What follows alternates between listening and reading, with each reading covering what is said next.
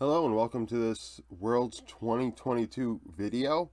Obviously, yesterday I did my All Pro teams, which was opinionated, and you're going to see this video here has not a lot on the board. It says simply what the title of this video is, right?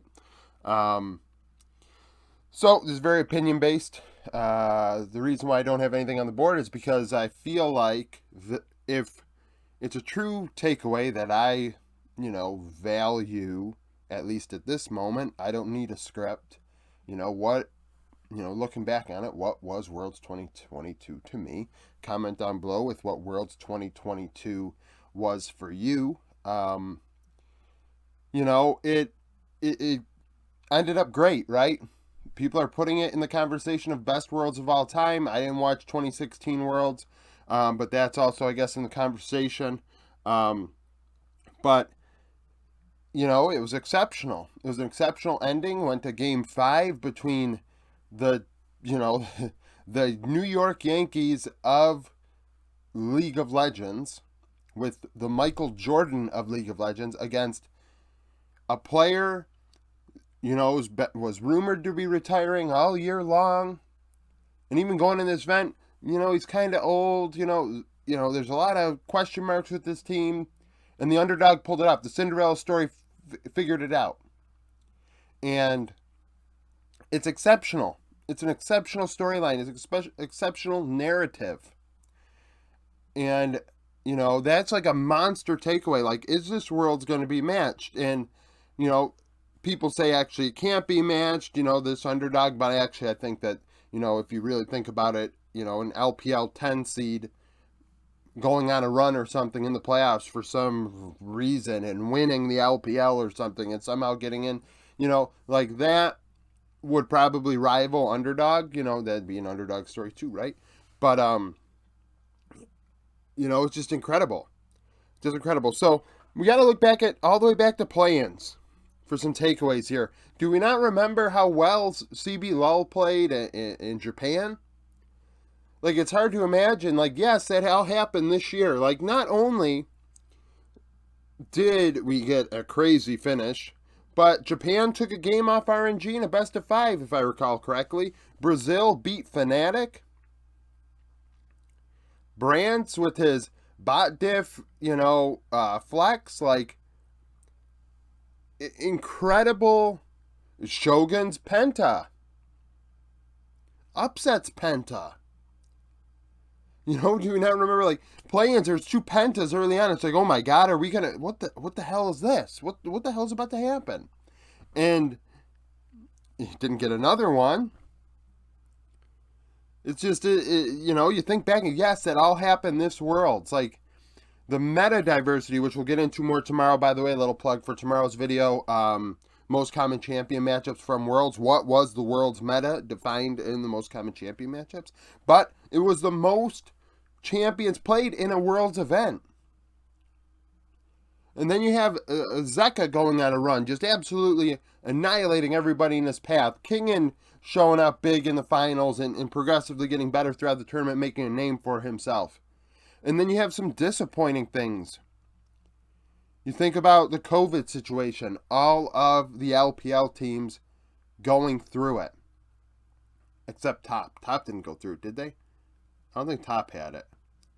But RNG, EDG, and JDG had a little bit of it. JDG had a little bit of it, but, RNG had a lot of it. And that's disappointing. That's unfortunate. One could say unlucky. I don't think, and this is the hot take, no one likes this take, but double Elim would have probably hurt this Worlds. Double Elim would have not given us this great final, this hyped final. Like, in going into this event, it was like Gen versus JDG was the matchup for me. And I said it again and again and again. That was the matchup. This style versus style. Top, obviously, a lot like Gen G, but a little bit worse. Top don't make it out. The bug, right? We think back to the bug that Jackie Love had. If they somehow replayed that game, chrono break that game, the entire tournament could have been different. And I'm going to tell you right now, I don't think top storyline would have been as good. I really don't. I thinking about it, there is nothing stronger than the underdog story that DRX had. None of these teams would have made the finals as hyped as DRX being in it and probably being against T1 and Faker. I really don't think you can look at the teams at Worlds and I mean the Western teams stink. We're not even in Fantasyland. I mean we're in Fantasyland trying to hypothesize what the best matchup could have been, but we're not off our rocker enough to be even going down the rabbit hole of non-Eastern teams being in the finals. There is nothing better probably than T1 and DRX. As storylines go. And maybe that's because we were actually able to play it out versus what hypothetically those other ones could have looked like. But, circling back, because this is more of a rambling, opinionated video, think Gen G and JDG going into this event. I was so hyped about them. And yesterday, you'll notice there were no Gen G players. I mean, some people did notice. But there are no Gen G players on there. And I, at the time, and just like this video and every video I ever do, I do them in one take. I hit my board. I apologize if it's, getting a little trippy. I do my videos in one take. I give my thoughts at the time, and I really don't care. I really don't care. That's just what I care, but I don't care that, I may have screwed up. I may miss something here or there. But the way I look at it, and I thought about it more, why did Gen G not cross my mind going in there really, Why isn't Chovy in there? Why isn't Ruler in there? And I think it's because Gen G were so hyped, and I'm part of hyping them. I thought they were the best team going into this event by a mile. Well, not by a mile, but the best team going in this event alongside JDG. And they didn't show up. As far as I'm concerned, like they did not. Yes, you got the semis.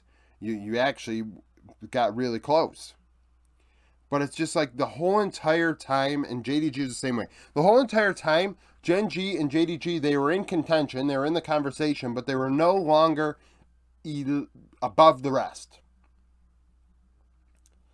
Like, there wasn't a point with Gen G playing that I said, or I thought, and actually legitimately thought, this is the team I saw in summer, because the meta shifted. This is the team I saw in summer, and this is the team that I think can win Worlds, like, outright. I think this team has the best chance to win Worlds. I did not think that.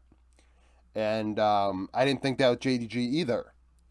After the group stage, where they fumbled and bumbled their way to the record they had, because they were able to just hands diff at the right time, but when push came to shove, T1 put them down. So it's just like, and JDG ended up with players on there because individually, 369 and Kanavi are absolutely disgusting, and missing is really good in the meta. And him trying to carry Hope was deserving of a third slot as far as I'm concerned, trying to lug that boulder around that was Hope throughout this event. But that's why I think they didn't end up on there, and it was hindsight thinking about it. Why not? And that's probably why. It's just disappointment. And disappointment out of the LPL teams, and it's not their fault. It's not their fault. The COVID thing with RNG, and I could see people saying, well, Gen G smoked RNG. You be real. You gotta be real. RNG, we did not actually see really actually see RNG's potential at this event. And COVID took that away from them, and that is what it is. You can't do anything about it. There's no complaining about it. That just is what it is. And,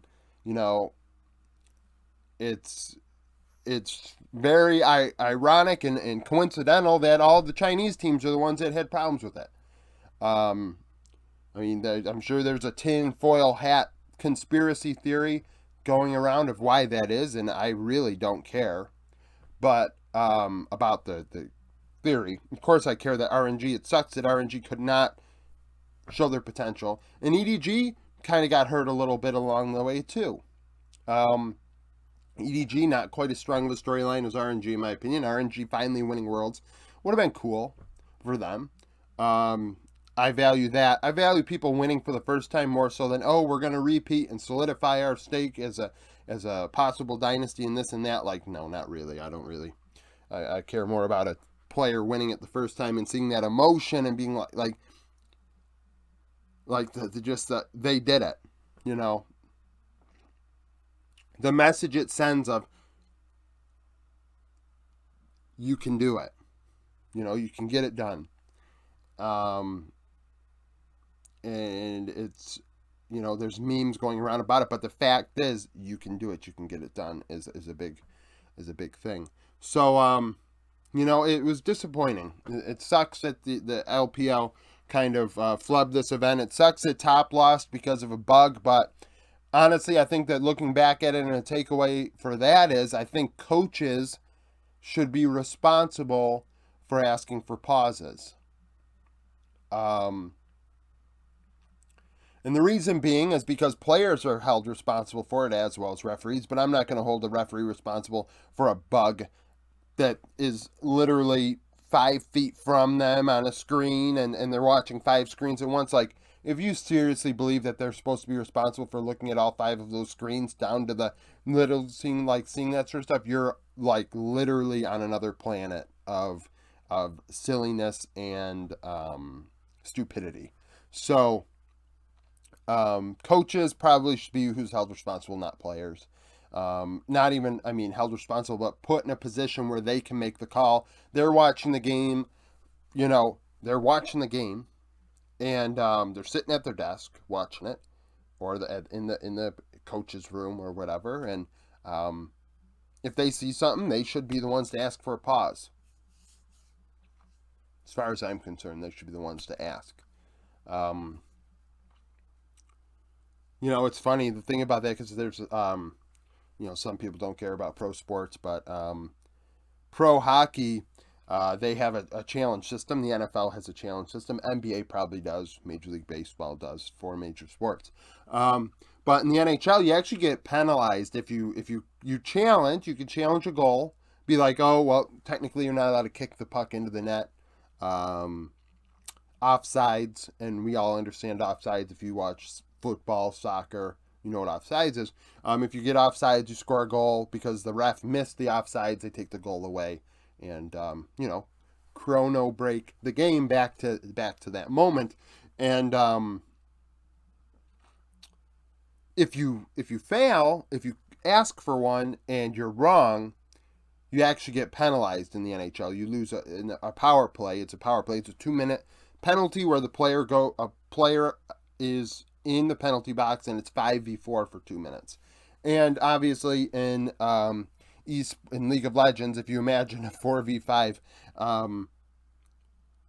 the rate of winning would be above the 20 to 25% that we see in the NHL for a power play rate of scoring a goal 5v4. So obviously it'd be a little more harder to implement, but I do think coaches should have the power to challenge and challenge a pause, ask for a pause to see for bugs. I still do agree as well if if it is a non-audio issue, players should be allowed to talk during pauses about the game state. I think that's ridiculous. Just sit there and be quiet for a half hour. Like, are you serious? Like, ridiculous. But that's a broader topic than Worlds 2022. So in the end, it's a great finish. I guess the best Worlds of all time. Deft got it done. You know, we saw some bright spots throughout play-ins with Brazil and Japan, and some disappointments out of teams that I thought very, very highly of, and wanted to see more of, and wanted to see more dominance out of. You know, so that's it for my takeaways from Worlds 2022. Down in the description, you'll see 3 links: Twitter, Discord, YouTube memberships. Follow me on Twitter. Join the Discord. Become a YouTube member at $3 a month. You get a badge in the comment section. Keeps the channel alive. $10 a month. You get that badge. You help me out. Plus, you get NFL, American football content. Next video will come out Thursday. Right now, it's just Thursday and Saturday, pretty much, until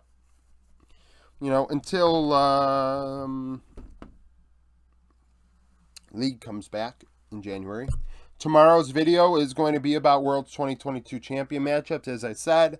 And then Worlds will be done. My Worlds content will be done. And then I'll move on to a video specifically about Season 12. And then on to the off-season completely. So thank you for watching.